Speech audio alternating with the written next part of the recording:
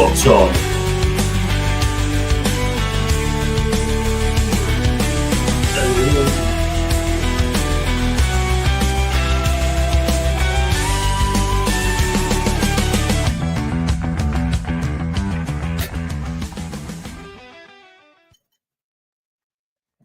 There, you can put down that Guitar Hero guitar now.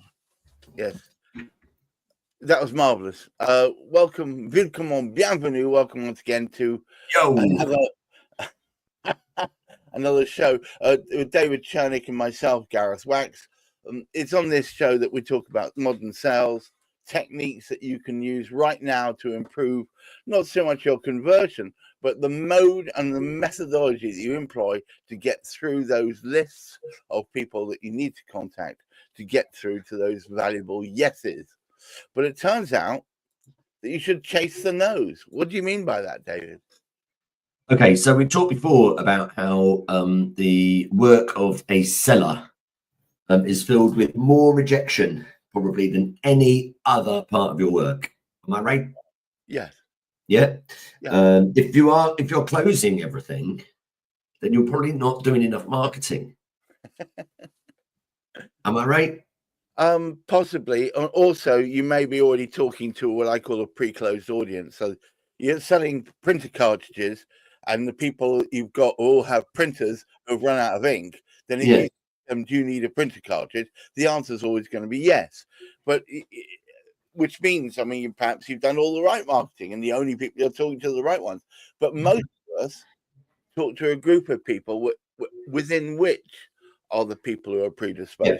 I think if you're selling anything other than a commoditized good, yes, quite right, or service, I think if it's anything other than a commoditized product, then if you are converting more than 1 in 3 of your leads, then I think that you could be doing with more leads. I don't think that is optimized. I think whenever I've looked at this for clients and for myself as well, that where the conversion rate is much higher than that, you know, a lot of people say or actually experience conversion rates of 90%, right?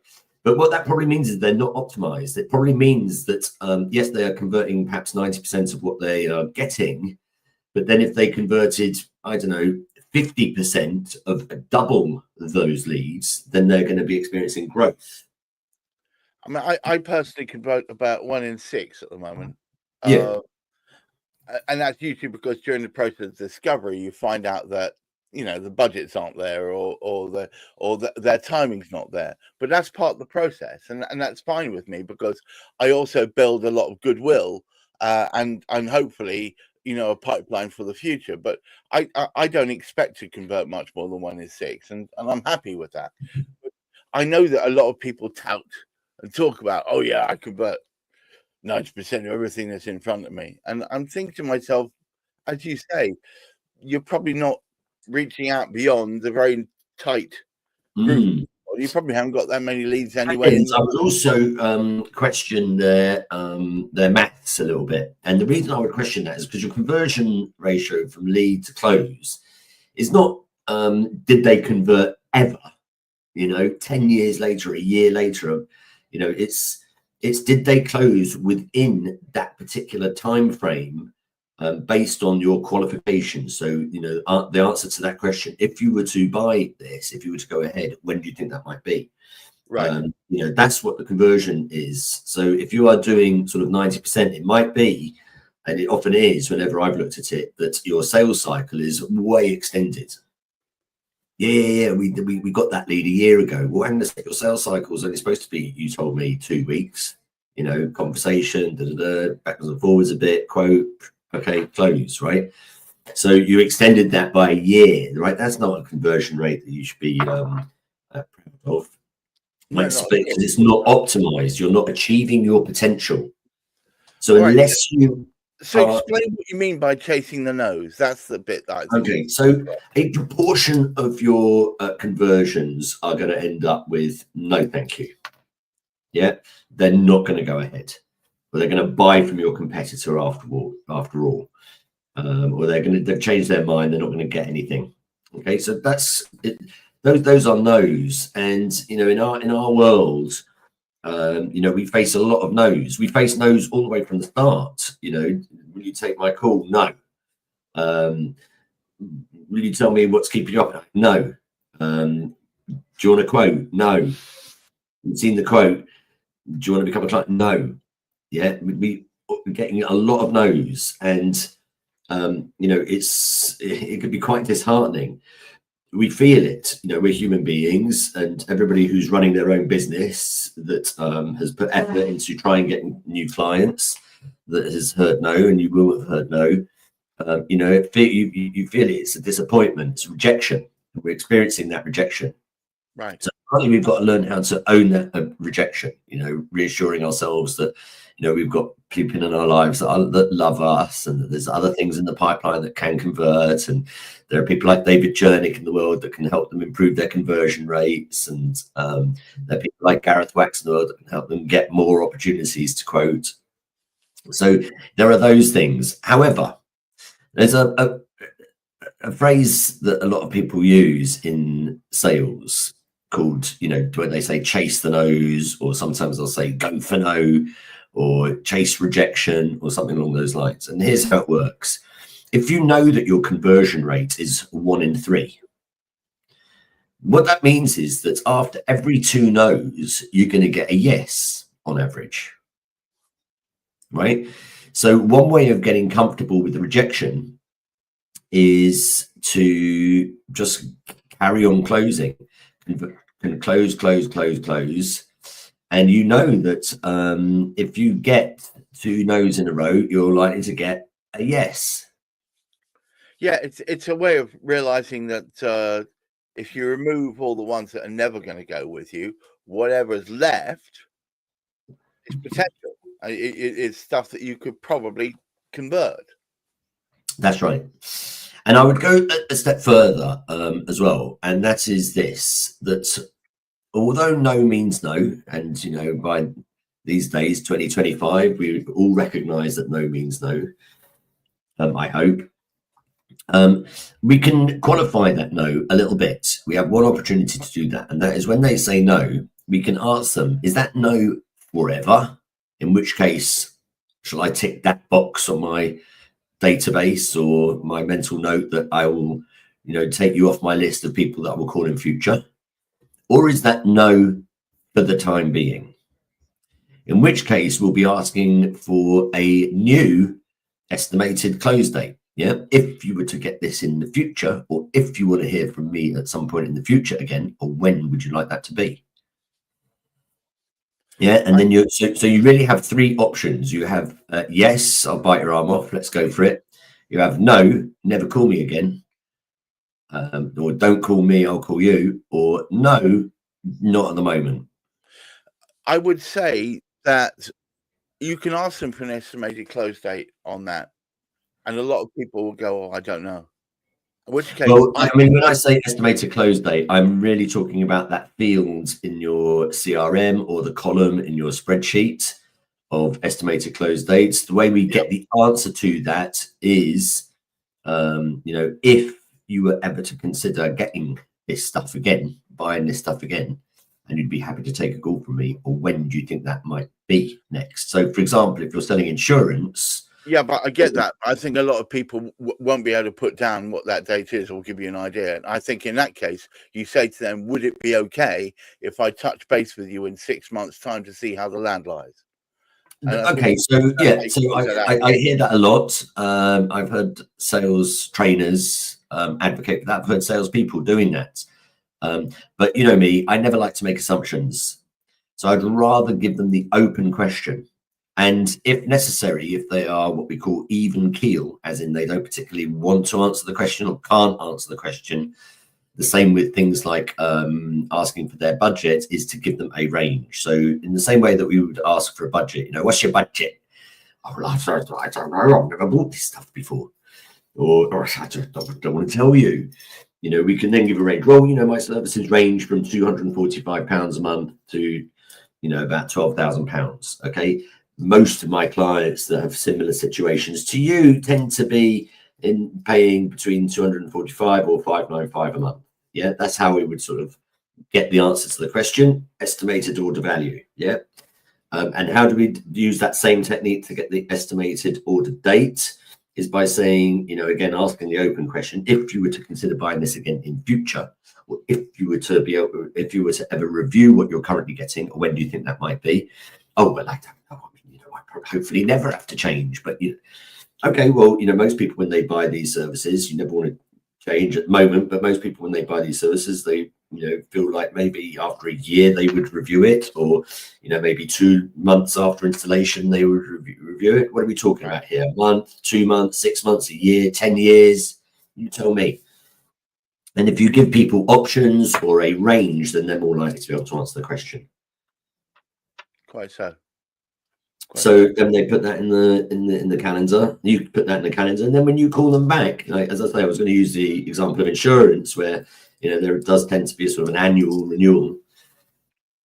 I remember when I was doing sales for, and I was calling out the computer users directory. I don't know if you remember that, a big paper thing.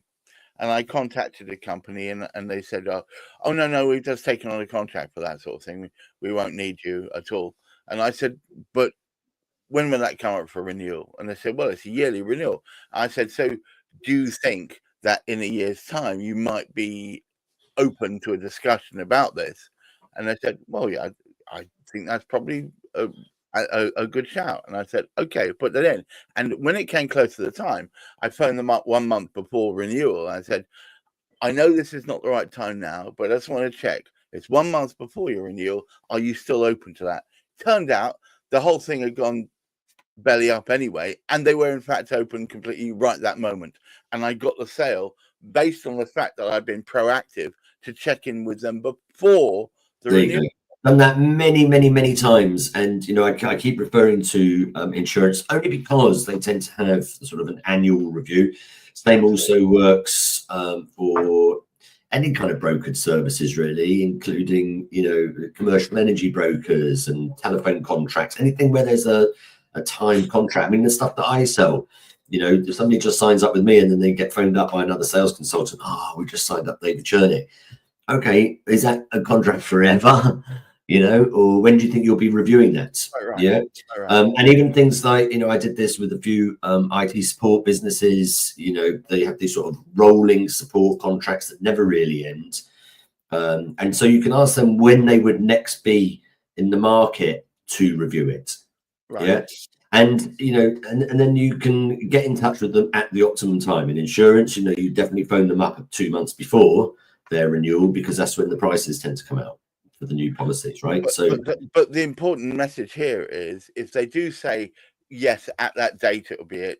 Check in with them a little time before it, just in case the land has not been quite as settled as they first portrayed it to be.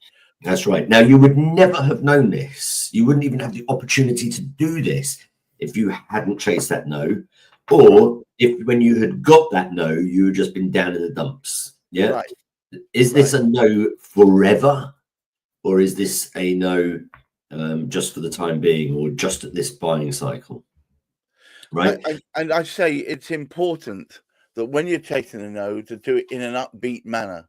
You need to come across like you're excited, that you're enjoying what you do, and that you're not like you're hopped up on sugar or anything, but just don't sound depressed. You gave me a no. Well, no, but look, I mean, you're in sales. What we're trying to do is to coach people to make the right decisions for themselves that also benefit you as well. You're trying to do a deal. Yeah, it's a two-way thing. So, I think that it's realistic to experience the feelings of rejection. And I would say to, embrace those feelings. Those are real feelings. And, me, I don't want to sort of put on a brave face if it does hurt. However, so I think it's okay to express personal disappointment, but, to act with grace and wish them well. And most importantly is to get a new date. Yeah, but I remember once I was ringing out for my own company and not to sell them anything, but to tell them I wasn't going to be renewing with them that time. I felt they hadn't given me the service I was looking for, and so I was going to. And his retort was, "Oh well, he's ruined my sales quarter now." Don't be that guy. Never, never. Don't I be that mean, it's really unfair to burden somebody else with the impact of your loss on yourself. Yeah, I mean, unless it's a mate and with their consent, oh, can I tell you about a problem I've got? guy. Yeah. Or they say to you, "Oh, Dave, what's the matter? Are you okay?" So actually, no, but to actually just go up to somebody and then sort of offload your own feelings, or feel like shit. You've made me hurt. You've ruined everything. That's no way to behave. But I had that off people before. Even in my own sales team, I heard somebody doing that. Or my says if I don't get this quarter in, etc., etc., etc., I'm just not going to get my bonus. It's like it's not their problem. It's not their issue. Why are you even talking to them about it? Yeah. But So okay, so let's wind this up. Chasing the nose means getting rid of the negativity so you can focus on the positive pot that's left. Is that right? yeah, it's a way of using the predictable element of selling, which is your standard conversion ratios, which you can improve. You can improve your 1 in 6 to 1 in 5. That make a big difference, or 1 in 4, 1 in 3. Whatever your conversion ratio is, you can improve it. But if you have a conversion ratio, and if you're selling anything more than 1, then you will have a conversion ratio. Then every time you get a no, that's one step towards your next yes.